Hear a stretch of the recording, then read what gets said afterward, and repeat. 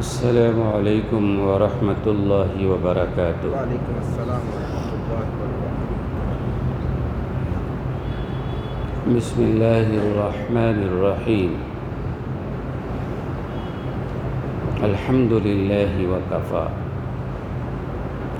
وسلام علی عبادہ الذین اصطفی، اما بعد فاعوذ باللہ من الشیطان الرجیم، بسم اللہ الرحمن الرحیم۔ وَلَقَدْ أَرْسَلْنَا نُوحًا إِلَىٰ قَوْمِهِ إِنِّي لَكُمْ نَذِيرٌ مُّبِينٌ أَنِ اعْبُدُوا اللَّهَ۔ وقال تعالى في مقام آخر: أَمْ كُنْتُمْ شُهَدَاءَ إِذْ حَضَرَ يَعْقُوبَ الْمَوْتُ إِذْ قَالَ لِبَنِيهِ مَا تَعْبُدُونَ مِنْ بَعْدِي قَالُوا نَعْبُدُ إِلَٰهَكَ وَإِلَٰهَ آبَائِكَ إِبْرَاهِيمَ وَإِسْمَاعِيلَ وَإِسْحَاقَ إِلَٰهًا وَاحِدًا وَنَحْنُ لَهُ مُسْلِمُونَ۔ صدق الله العلي العظيم وصدق رسوله النبي الكريم، ونحن على ذلك من الشاهدين والشاكرين، والحمد لله رب العالمين۔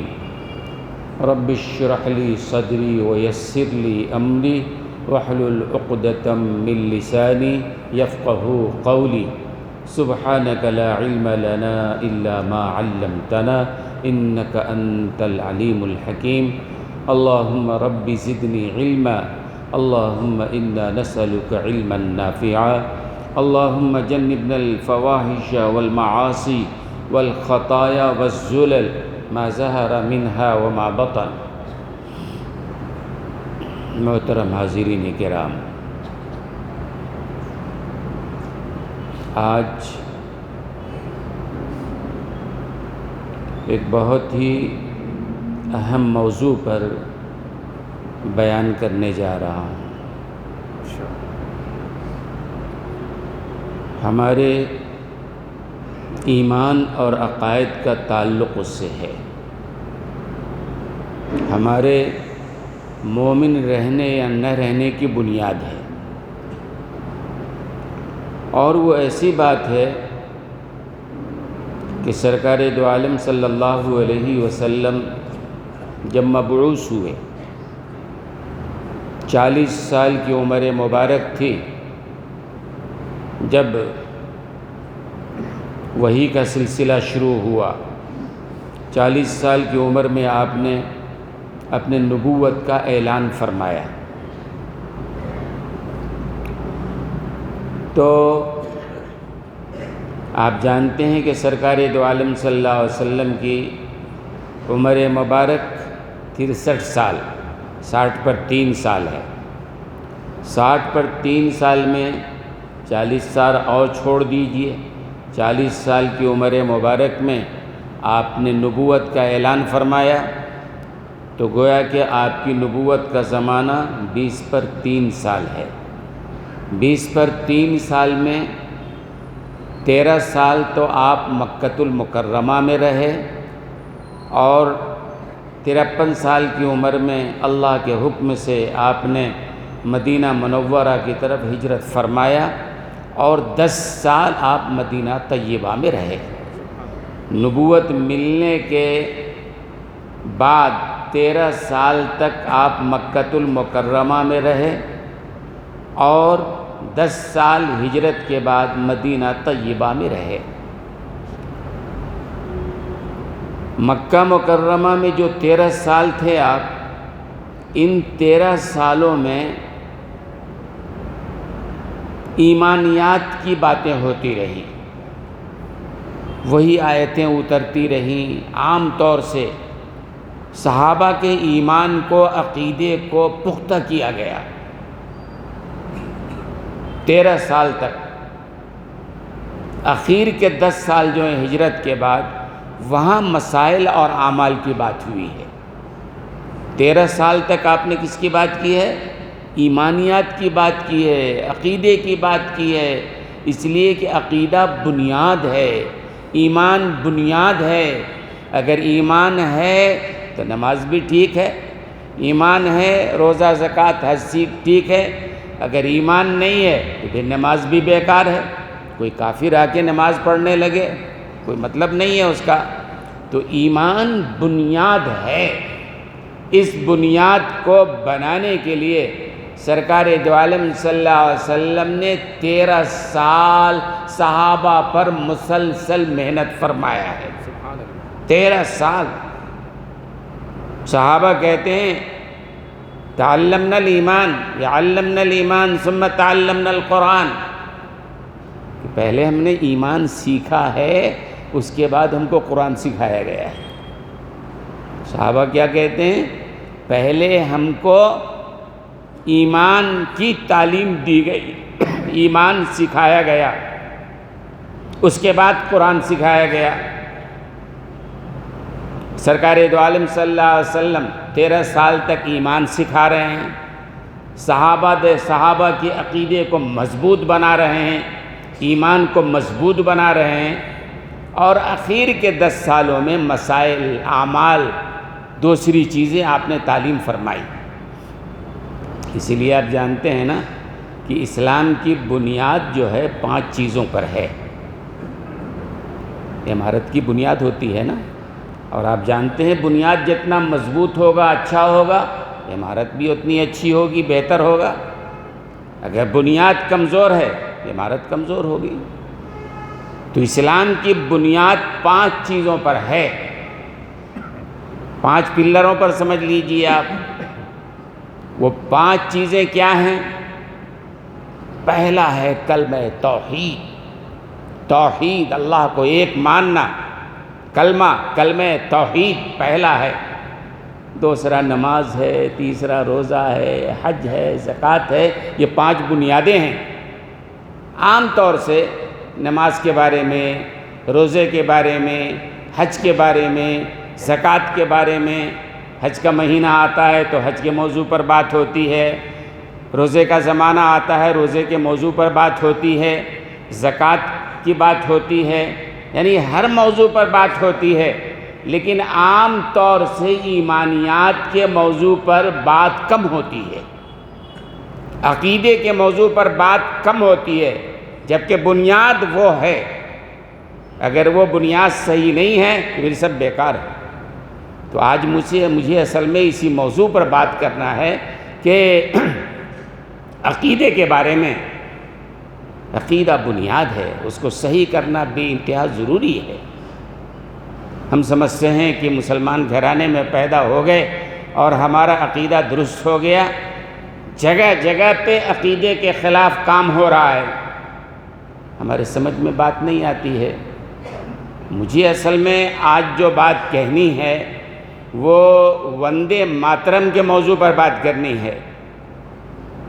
ہو سکتا ہے آپ میں بھی کچھ لوگ سوچ رہے ہوں گے کہ وندے ماترم پہ یہاں اور اس وقت بات کرنے کا کیا موقع ہے. مجھے نہیں معلوم آپ کیا کہیں گے. ابھی تقریر کو آنے سے پہلے میں آفس میں بیٹھ کے مطالعہ کر رہا تھا تو ایک صاحب سے میری بات ہوئی. پڑھے لکھے آدمی ہیں، ہماری تقریریں سنتے ہیں، کبھی مشورہ دیتے ہیں کبھی مشورہ لیتے ہیں. تو ان سے بات ہوئی. انہوں نے پوچھا کہ آج کس موضوع پر بیان ہوگا. میں نے کہا وندے ماترم کے موضوع پر بیان ہوگا. فوراً انہوں نے کہا کیوں؟ میں نے کیوں کا کیا مطلب ہے؟ کہنے لگے کہ بھئی نہ 26 جنوری قریب میں ہے نہ 15 اگست قریب میں ہے. عام طور سے یوم آزادی یوم جمہوریہ جب ہوتا ہے اس موقع پر وندے ماترم گایا جاتا ہے. ابھی تو نہ 26 جنوری قریب ہے نہ یوم آزادی 15 اگست ہے. آپ وندے ماترم کے موضوع پر بیان کرنے جا رہے ہیں، کیوں؟ پڑھے لکھے آدمی ہیں، سوشل میڈیا پر رہتے ہیں، تعلیم یافتہ اچھی خاصی واقفیت ہے. میں نے ان سے کہا کہ اصل میں حالات سے آپ ناواقف ہیں. بہت پہلے کی بات ہے، 98 میں حکومت اتر پردیش نے اپنے اسٹیٹ کے ہر اسکول کے لیے لازم کر دیا تھا کہ ہر اسکول میں ہندوستان کی جو دیوی کی تصویر بنائی جاتی ہے اس پر مالا چڑھانا اور وندے ماترم گانا لازم کر دیا گیا تھا۔ کوئی بھی بچہ ہو، مسلمان ہو غیر مسلم ہو، ہر ایک کے لیے وندے ماترم گانا لازم کر دیا گیا تھا، کرنا پڑے گا۔ اس زمانے میں جو علماء تھے، جو جماعتیں تنظیمیں تھیں، انہوں نے احتجاج کیا اور سمجھایا کہ وندے ماترم کہنے کا مطلب کیا ہے وہ سمجھو پہلے۔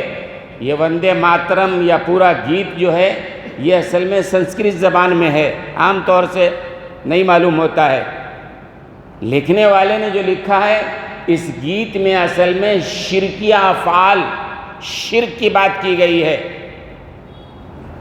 کس چیز کا؟ اس وندے ماترم گیت کے اندر ہندوستان کو ایک دیوی بنا کر کے اس کے پوجنے کی بات کہی گئی ہے کہ اے ماں ہم تیری عبادت کرتے ہیں، ہم تیری پوجا کرتے ہیں، خدا کے درجے میں ہم رکھتے ہیں۔ اور ظاہر سی بات ہے ایک مسلمان کسی کو بھی اللہ کے علاوہ اللہ کے درجے میں رکھ ہی نہیں سکتا ہے، سوال ہی نہیں پیدا ہوتا ہے۔ ہمارے اسلام کے اعتبار سے بھی اسلام میں اللہ کے بعد سب سے بڑا مقام کس کا ہے؟ ظاہر امام الانبیاء جناب محمد الرسول اللہ صلی اللہ علیہ وسلم کا مقام ہے۔ اللہ کے بعد، اللہ تو اللہ ہے، اللہ کے بعد سب سے بڑا مقام امام الانبیاء جناب محمد الرسول اللہ صلی اللہ علیہ وسلم کا ہے۔ اور ظاہر سی بات ہے رسول اللہ صلی اللہ علیہ وسلم سے محبت کیے بغیر ہمارا ایمان کامل ہو ہی نہیں سکتا ہے۔ ہر مسلمان رسول اللہ صلی اللہ علیہ وسلم سے محبت کرتا ہے، لیکن کوئی مسلمان رسول اللہ کی عبادت نہیں کرتا ہے، کوئی مسلمان رسول اللہ صلی اللہ علیہ وسلم کو سجدہ نہیں کرتا ہے۔ آپ نے خود منع فرمایا ہے۔ صحابہ کہتے ہیں کہ ایک مرتبہ حضور اکرم صلی اللہ علیہ وسلم تشریف فرماتے اور ایک اونٹ آیا بھاگتا ہوا اور آ کر اس نے رسول اللہ صلی اللہ علیہ وسلم کو سجدہ کیا، آپ کے قدموں میں اس نے اپنا سر رکھ دیا اور اس کے بعد اس نے اپنے مالک کی شکایت کی کہ میرا مالک مجھ پر زیادتی کرتا ہے۔ تو اللہ کے رسول صلی اللہ علیہ وسلم نے اس کے مالک کو بلایا اور ہدایتیں دی۔ وہاں جو صحابہ موجود تھے ان صحابہ نے رسول اللہ صلی اللہ علیہ وسلم سے عرض کیا یا رسول اللہ صلی اللہ علیہ وسلم، جب یہ ایک جانور ہو کر، اونٹ ہو کر آپ کو سجدہ کرتا ہے تو کیا ہمارے لیے اجازت ہے کہ ہم بھی آپ کو سجدہ کریں؟ صحابہ نے پوچھا یہ اونٹ آپ کو سجدہ کر رہا تھا نا، آپ کے قدموں میں سر رکھ رہا تھا، کیا ہمارے لیے بھی اجازت ہے کہ ہم آپ کو سجدہ کریں؟ سرکار دو عالم صلی اللہ علیہ وسلم نے فرمایا لا ينبغی لبشر ان یسجد لبشر، کسی انسان کے لیے جائز نہیں ہے کہ اللہ کے علاوہ کسی اور کو سجدہ کرے۔ اللہ کے رسول نے منع فرمایا، یعنی رسول اللہ کو بھی سجدہ نہیں کیا جا سکتا ہے، آپ کی عبادت نہیں کی جا سکتی ہے۔ محبت تو کرنا ہی کرنا ہے، ہمارے ایمان کا درجہ ہے۔ اللہ کے بعد سب سے بڑا مقام و مرتبہ ہے، مسلمان ان کی بھی عبادت نہیں کرتے ہیں، ان کو بھی سجدہ نہیں کرتے ہیں۔ بات سمجھ میں آ گئی نا؟ جب مسلمان اپنے نبی کی عبادت نہیں کرتا ہے، نہ کر سکتا ہے، نہ سجدہ کرتا ہے، نہ کر سکتا ہے، تو پھر کسی اور کو سجدہ کرنا سوال ہی نہیں پیدا ہوتا ہے۔ پھر آگے آپ دیکھیں اللہ تبارک و تعالیٰ نے قرآن کریم میں، حدیث میں جگہ جگہ والدین کے مقام و مرتبہ کو بیان کیا ہے، بلکہ قرآن کریم میں دیکھیں گے تو اللہ نے اپنی عبادت کے ساتھ ماں باپ کی اطاعت اور حسن سلوک کو بیان کیا ہے۔ جہاں اپنی عبادت کو بیان کیا اللہ تعالیٰ نے، وہاں ماں باپ کے ساتھ حسن سلوک کو اور ماں باپ کی اطاعت کو بیان فرمایا ہے۔ لیکن اس کے باوجود کیا کہا؟ وَوَصَّيْنَا الْإِنسَانَ بِوَالِدَيْهِ حُسْنًا، اللہ کہتے ہیں کہ میں نے انسانوں کو یہ وصیت کی، ہدایت کیا کہ اپنے والدین کے ساتھ اچھا سلوک کرنا، وَإِن جَاهَدَاكَ، اور اگر تمہارے ماں باپ عَلَىٰ أَن تُشْرِكَ بِي مَا لَيْسَ لَكَ بِهِ عِلْمٌ فَلَا تُطِعْهُمَا۔ ماں باپ کا اتنا مقام ہے، اللہ کہہ رہے ہیں ان کے ساتھ اطاعت کرنا، ان کی فرما برداری کرنا، حسن سلوک کرنا، لیکن اگر ماں باپ کبھی اللہ کے لیے شرک کرنے کے بعد کہیں فَلَا تُطِعْهُمَا، ہرگز ان کی بات مت ماننا۔ ماں باپ بھی اگر کہیں شرک کرنے کی بات، کسی کو سجدہ کرنے کی بات، تو اللہ فرما رہے ہیں کہ فَلَا تُطِعْهُمَا، ماں باپ کی یہ بات بھی نہیں مانی جائے گی۔ یعنی ہر آدمی اپنے ماں سے محبت تو رکھتا ہے نا، اور جس ماں کے پیٹ سے انسان جنم لیتا ہے اس کو بھی سجدہ کرنے کی اجازت نہیں ہے۔ محبت تو ہے، لیکن عبادت کرنا ایک الگ چیز ہے۔ عبادت صرف اللہ کا حق ہے، اور کلمہ میں ہم نے اس کا اعتراف کیا ہے، اے اللہ تیرے علاوہ کسی اور کی ہم عبادت نہیں کریں گے۔ تو ابھی پارلیمنٹ میں بحث ہو رہی تھی، جن لوگوں نے دیکھا ہوگا، سنا ہوگا، انہوں نے سنا ہوگا، بڑی بحثیں ہوئی، الٹی سیدھی باتیں کی گئی، ایسی باتیں کی گئی جن کو خود اپنے مذہب کی خبر نہیں ہے، وہ اسلام والوں کو مذہب سکھا رہے تھے۔ ام المومنین کا مطلب ایک بتا رہا تھا، نام لینے کی بھی ضرورت نہیں، پتہ نہیں اپنے آپ کو کیا۔ ام المومنین کا مطلب کہ مسلمان جو ہیں وہ سرکار دو عالم صلی اللہ علیہ وسلم کے ازواج مطہرات کی عبادت کرتے ہیں۔ ام الکتاب، یہ قرآن کریم کو ام الکتاب کہا جاتا ہے، دیکھو مسلمان اس کی عبادت کرتے ہیں۔ کس پاگل نے کہہ دیا ہے بھئی ام المومنین کا مطلب یہ ہے مسلمانوں کی مائیں، یعنی سرکار دو عالم صلی اللہ علیہ وسلم کی جو ازواج مطہرات ہیں ہماری ماں کے درجے میں ہیں، یہ مطلب ہے ام المومنین کا۔ یہ مطلب نہیں ہے کہ ان کو سجدہ کرو، ان کی عبادت کرو۔ ام الکتاب یعنی اللہ کی کتابیں بہت ساری ہیں، تورات ہے، انجیل ہے، زبور ہے، اور 27 صحیفے ہیں جو صحیفے آسمان سے نازل ہوئے، اور کئی کتابیں ہیں۔ ان تمام کتابوں میں بنیادی کتاب جو ہے قرآن کریم ہے، ام الکتاب کہا جاتا ہے۔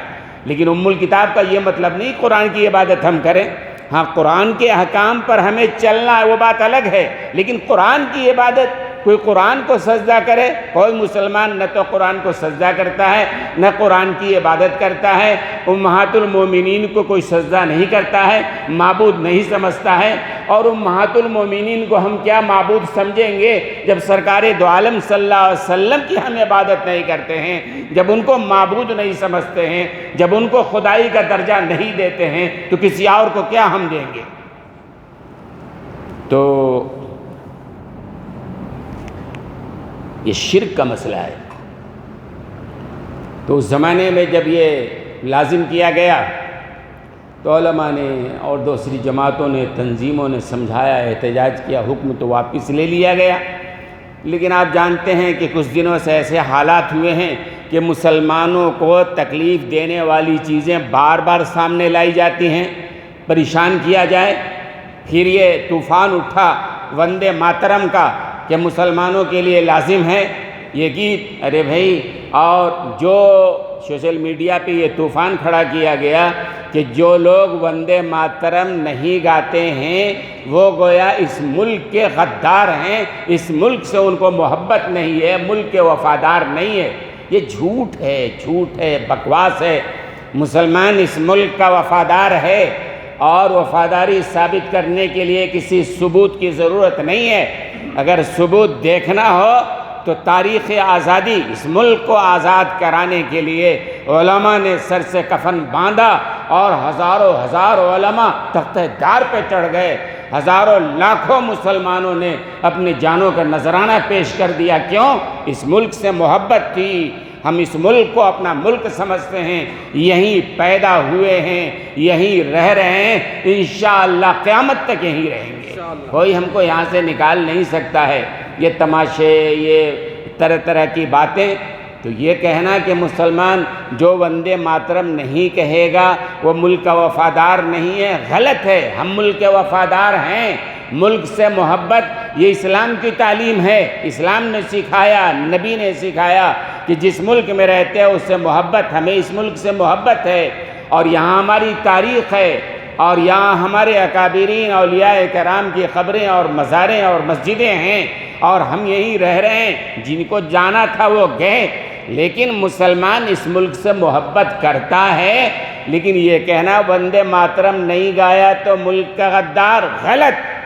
ہمارے اکابرین نے صاف کہہ دیا ہے ہم مر جائیں گے لیکن وندے ماترم کو ہم نہیں گائیں گے۔ کیوں؟ اس لیے کہ وندے ماترم میں جو باتیں ہیں وہ شرک کی طرف راغب کرنے والی ہیں، شرکیہ باتیں ہیں، اور مسلمان شرک اگر کرتا ہے اسلام سے خارج ہے۔ دل و دماغ میں یہ بات بٹھائی ہے۔ تو ان صاحب سے میں نے کہا کہ بھئی آپ نے سمجھا کہ وندے ماترم یہ بحث چل رہا ہے، سوشل میڈیا پہ بحث چل رہا ہے، پارلیمنٹ میں بحث چل رہی ہے، ہر طرف اس کا تذکرہ اور تبصرہ ہے، اور ایک طریقے سے نشانے پر مسلمان ہیں کہ وندے ماترم گاؤ، قومی ترانہ، اس سے اور بہتر ترانے، سارے جہاں سے اچھا ہندو ستا ہمارا، ہم گاتے ہیں، اور ہمارے علماء نے لکھا، ہمارے شاعر نے لکھا، سارے جہاں سے اچھا ہندو ستا ہمارا، ہم گاتے نہیں گاتے ہیں، اس میں کوئی اختلاف نہیں ہے ہمیں، لیکن ایسا گانا، ایسا ترانہ جس میں شرک کی بات کہی گئی ہو اور جس میں اس مادر وطن کو خدا کا درجہ دیا گیا ہو، اس کی عبادت کی بات کہی گئی ہو، ایک مسلمان نہیں مان سکتا ہے۔ مولانا نے فرمایا کہ مسلمان مر جائے گا لیکن کبھی اس ترانے کو زبان پہ نہیں لائے گا۔ کیوں؟ اس لیے کہ اس کے اندر جو بات ہے عقیدے کے اعتبار سے وہ خدا کا درجہ دینے والی بات ہے۔ مسلمان اپنے نبی کو خدا کا درجہ نہیں دے سکتا ہے، مسلمان اپنے ماں کو خدا کا درجہ نہیں دے سکتا ہے۔ ہاں، محبت نبی سے سب سے زیادہ محبت ہے، وطن سے محبت ہے، ماں سے محبت ہے، رشتہ داروں سے محبت ہے۔ محبت رکھنا الگ چیز ہے، وفاداری الگ چیز ہے، عبادت کرنا الگ چیز ہے۔ سبحان اللہ۔ تو یہ بات ذہن میں آپ رکھیے کہ شرک کے بارے میں اور توحید کے بارے میں قرآن کریم نے، توحید کے بارے میں قرآن کریم میں تقریباً 75% قرآن کا حصہ جو ہے ایمانیات کے بارے میں ہے، اور رسول اللہ صلی اللہ علیہ وسلم نے اپنے شروع کے 13 سال مکی زندگی میں صرف ایمانیات کی تعلیم دی ہے۔ اخیر کے 10 سالوں میں مسائل، پہلے ایمان تو بنے نا، بعد میں مسئلہ ہوگا نا، پہلے ایمان تو صحیح ہو جائے نا، بعد میں نماز روزہ حج اور زکوٰۃ ہے نا۔ اور یہی وجہ ہے کہ سورہ انعام میں،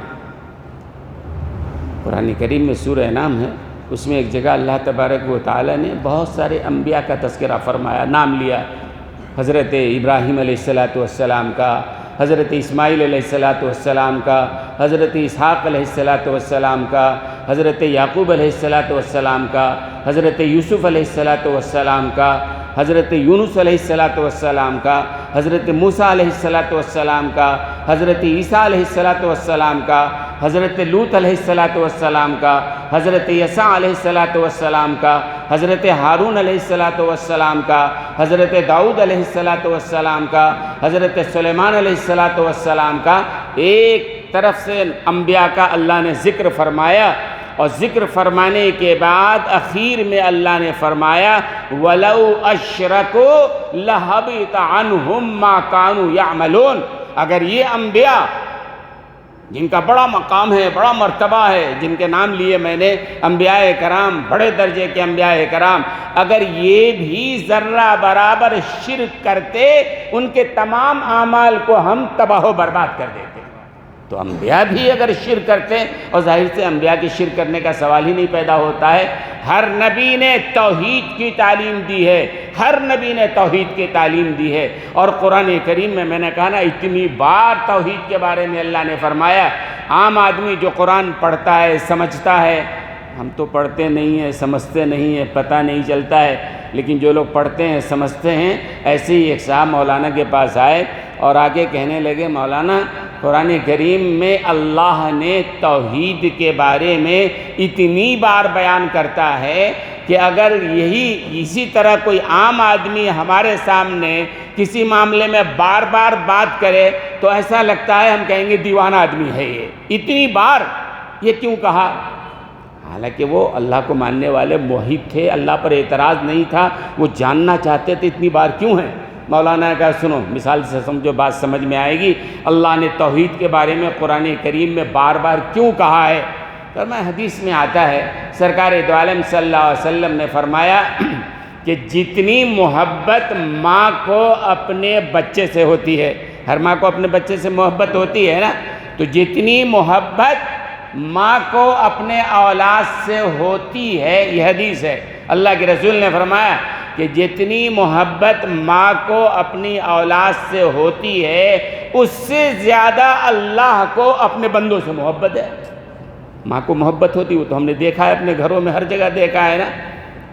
اللہ کے رسول فرما رہے ہیں جتنی ماں کو محبت ہوتی ہے اپنے بچوں سے، اللہ کو اس سے زیادہ اپنے بندوں سے محبت ہے۔ اور ماں کی محبت کیا کرتی ہے؟ گھروں میں دیکھا ہوگا، ماں اپنے بچے کو بار بار سمجھاتی ہے، اچھی بات بتاتی ہے، بری بات سے روکتی ہے، بار بار ایک ہی بات کو بار بار ماں اپنے بچے کو بتاتی ہے۔ کیوں؟ اس کے دل میں شفقت ہے، اس کے دل میں محبت ہے، وہ چاہتی ہے کہ میرا بچہ غلط صحبت میں نہ پڑ جائے، غلط راستے پہ نہ چلا جائے، غلط عادتوں میں نہ پڑ جائے۔ اس لیے محبت اور شفقت کی بنیاد پہ ماں بار بار اپنے بچے کو سمجھاتی ہے۔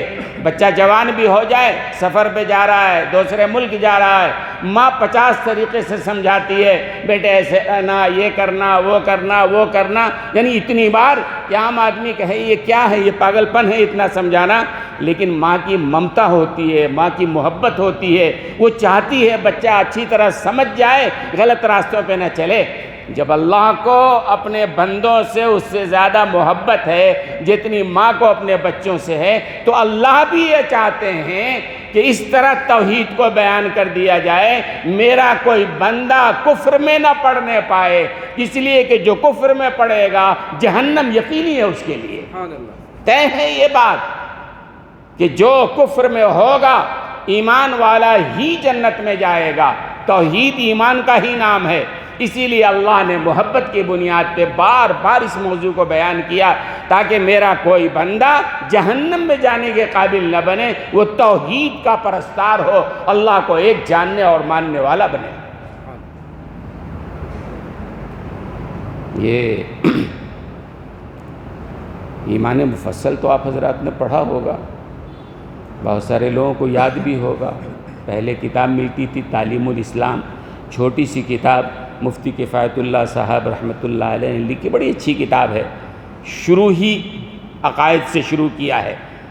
تو ایمان مفصل جو ہے عقائد کی بنیادی تعلیم ہے، اس کے اندر آمنت باللہ وملائکتہ وکتبہ ورسلہ والیوم الآخر والقدر خیرہ وشرہ من اللہ تعالی والبعث بعد الموت۔ 7 چیزوں کو ایمان مفصل میں بیان کیا گیا ہے، یہ بنیاد ہے عقیدے کی۔ ہر مسلمان کو ایمان مفصل یاد رکھنا چاہیے اور اس کا مطلب کیا ہے اچھی طرح سمجھنا چاہیے۔ سب سے پہلی بات آمنت باللہ، اللہ پر ایمان لایا۔ اللہ پر ایمان لانے کا مطلب ہے کیا؟ وہ تو سمجھو نا آپ۔ جو آدمی نہیں سمجھے گا وہ اللہ کو اپنا خدا مانے گا لیکن اپنا سر دوسری جگہ بھی جھکائے گا۔ وہ اللہ کو خدا مانے گا، اپنے ہاتھ کہیں اور بھی پھیلائے گا۔ وہ پیروں کے پاس، فقیروں کے پاس، ولیوں کے پاس، درگاہوں کے پاس، مردوں کے پاس، نہ جانے کہاں کہاں اپنی مرادیں مانگتا رہے گا، جبکہ اللہ نے سکھایا خدا صرف وہ ہے، نافع اوزار وہ ہے۔ اور صحابہ نے اور اسلام نے جو تعلیم دی کہ شرک تو دور کی بات ہے، شرک کے اسباب سے بھی روکا ہے۔ شرک کے اسباب یعنی شرک کی طرف لے جانے والے جو راستے ہیں وہاں سے بھی روکا ہے۔ سرکار دو عالم صلی اللہ علیہ وسلم نے صلح حدیبیہ کیا تھا نا، تو آپ ایک کیکڑ کے درخت کے نیچے بیٹھے تھے۔ حدیبیہ کے موقع پر جب آپ نے صحابہ سے بیعت لیا تھا تو کیکڑ کا درخت تھا جہاں بیٹھے تھے آپ، خیر معاہدہ ہو گیا، بات ختم ہو گئی۔ اور سرکار دو عالم صلی اللہ علیہ وسلم کے بعد صحابہ جب کبھی اس راستے سے گزرتے، اس درخت کے نیچے جہاں رسول اللہ صلی اللہ علیہ وسلم نے صحابہ سے بیعت لیا تھا، تو صحابہ کیا کرتے؟ بیٹھ کے تھوڑی دیر نماز پڑھ لیتے، وقت ہوتا دعا کر لیتے، ذرا بیٹھ جاتے تبرک حاصل کرنے کے لیے۔ ظاہر سی بات ہے نبی جہاں بیٹھے ہوں وہاں تو برکت آئے گی نا۔ نبی جہاں بیٹھ جائے، نبی سے بڑا مقام کس کا ہوتا ہے؟ وہاں تو برکت آئے گی نا۔ مولانا یعقوب صاحب نانوتوی رحمۃ اللہ علیہ دارالعلوم دیوبند کے صدر مدرس تھے، مجذوب قسم کے آدمی تھے۔ ان کو ایک دفعہ لٹ لگ گئی۔ یہ برادران وطن جو ہیں غیر مسلم ہیں، وہ گنگا کے پانی کو ایک طرح سے خدا مانتے ہیں۔ ان کے ہاں خدائی بہت سارے چیزوں میں، درختوں میں ہے، پتھروں میں ہے، اور جاندار میں ہے، اور سورج میں ہے، بہت ساری چیزوں میں ہے۔ تو گنگا کا پانی ان کے ہاں بڑا معتبر ہے، اس میں بڑی اہمیت مانتے ہیں، بڑی طاقت و قوت مانتے ہیں، اور وہ لے کے چلتے ہیں تو اپنے کندھوں پر لے کے چلتے ہیں، زمین پر بھی نہیں رکھتے ہیں کہیں، بڑی اہمیت۔ مولانا یعقوب صاحب رحمۃ اللہ علیہ نے سوچا کہ کیا بات ہے، کیوں آخر یہ لوگ اتنا اہم مانتے ہیں۔ حضرت کو ایک لٹ لگ گئی، مجذوب آدمی تھے، بغیر کسی کو بتائے ہوئے سفر کیا، اور جہاں سے گنگا نکلی ہے، گنگوتری ایک جگہ ہے بستی جہاں سے گنگا نکلی ہے، کہتے ہیں وہاں گئے، وہاں جا کر حضرت نے مراقبہ کیا کہ آخر ہے کیا اس پانی میں۔ کہتے ہیں مراقبہ کے بعد یہ سمجھ میں آیا ان کے، گنگوتری جہاں سے نکلی ہے وہاں کسی اللہ کے نبی کی قبر ہے، اس قبر کی برکت سے پانی میں بھی اللہ نے برکت عطا فرما دیا ہے۔ لیکن عبادت تو نہیں ہوگی نا۔ تو جس درخت کے نیچے رسول اللہ صلی اللہ علیہ وسلم بیٹھے تھے، ظاہر سی بات ہے وہ درخت کتنا متبرک ہوگا، کتنا اہم ہوگا۔ ہم بھی ہوتے تو جاتے، ذرا نماز پڑھ لیتے، ذرا بیٹھ جاتے نا۔ تو صحابہ وہاں جانے لگے، بیٹھنے لگے۔ حضرت عمر ابن خطاب رضی اللہ تعالی عنہ کا زمانہ ہے، انہوں نے دیکھا، بہت دور سے مومن فراست، ایمان کی فراست سے دیکھتا ہے، بھئی آج تو یہ صحابی ہیں، یہ جانتے ہیں کہ رسول اللہ یہاں بیٹھے تھے، اس لیے ہم تبرک کے لیے بیٹھ رہے ہیں۔ کل ہو کے جب دوسری نسل آئے گی، اسی کو خدا ماننے لگے گی، اس کے پتوں کو لے کر کھائے گی، درختوں کو چھیل کر لے جائے گی، اور اسی کو خدا ماننے لگے گی۔ حضرت عمر ابن خطاب نے فیصلہ کیا اس درخت کو کاٹو۔ حضرت عمر ابن خطاب نے کیا فرمایا؟ اس درخت کو کاٹو۔ اس زمانے میں جو صحابہ تھے، بہت سارے صحابہ نے کہا حضرت اس درخت کو آپ کاٹ دیں گے، رسول اللہ اس کے نیچے بیٹھے ہیں۔ فرمایا کہ بات دراصل وہی ہے، آج صحابہ اس کو متبرک مان رہے ہیں، کل ہو کے یہی درخت خدا بن جائے گا، لوگ اسی کی عبادت کرنے لگ جائیں گے۔ لہذا اسباب شرک سے بچانے کے لیے حضرت عمر نے اس درخت کو کٹوا دیا ہے۔ اور یہ شرک جو آیا نا انسانوں کے اندر کہاں سے آئے معلوم؟ حضرت آدم علیہ السلام آئے، اللہ کے پہلے نبی پیغمبر ہیں، اور کسی نبی نے بھی شرک کی تعلیم نہیں دی ہے، ہر نبی نے وحدانیت کی، توحید کی تعلیم دی ہے۔ تو حضرت آدم جب آئے توحید لے کر، تو شرک کہاں سے آ گیا دنیا میں؟ یہ مورتی کی عبادت کہاں سے آ گئی؟ اور بہت سارے خداؤں کو جو ماننے لگے کہاں سے آ گیا؟ اور کعبۃ اللہ میں 360 بت رکھے ہوئے تھے، کہاں سے آ گیا؟ ایک سوال ہے نا۔ بات دراصل یہ ہے کہ حضرت آدم علیہ السلام سے لے کر حضرت نوح علیہ السلام تک کوئی شرک نہیں تھا، صرف ایک مذہب اللہ کے ماننے والوں اور توحید کے ماننے والے لوگ ہی دنیا میں تھے۔ حضرت نوح علیہ السلام کے زمانے میں یہ شرک کا معاملہ ہوا ہے، اسی لیے حضرت نوح علیہ السلام سب سے پہلے مشرک سے مخاطب ہو رہے ہیں۔ بعض حضرات نے کہا نہیں، حضرت ادریس علیہ السلام، حضرت آدم علیہ السلام اور حضرت نوح علیہ السلام کے بیچ میں حضرت ادریس علیہ السلام آتے ہیں، اور ان دونوں حضرات کے بیچ میں 1000 سال کا زمانہ ہے۔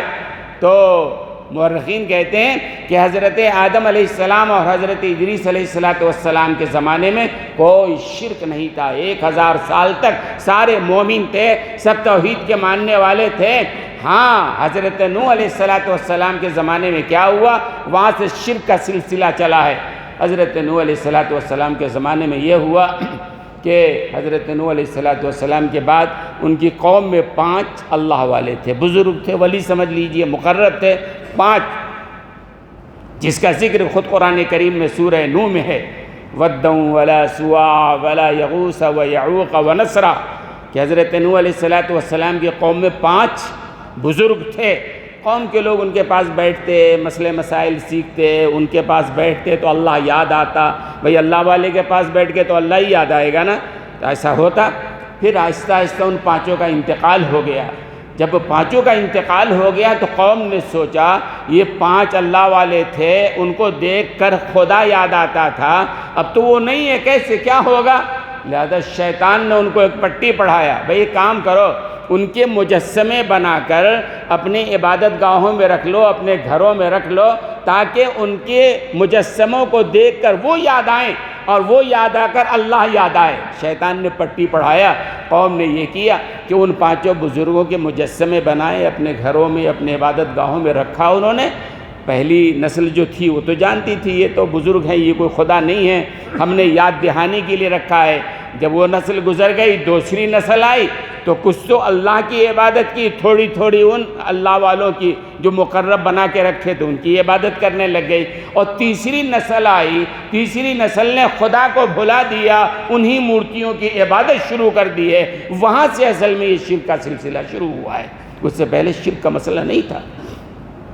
تو بہرحال دوستو اور بزرگوں، پھر حضرت نوح علیہ السلام نے 950 سال تک قوم کو سمجھایا۔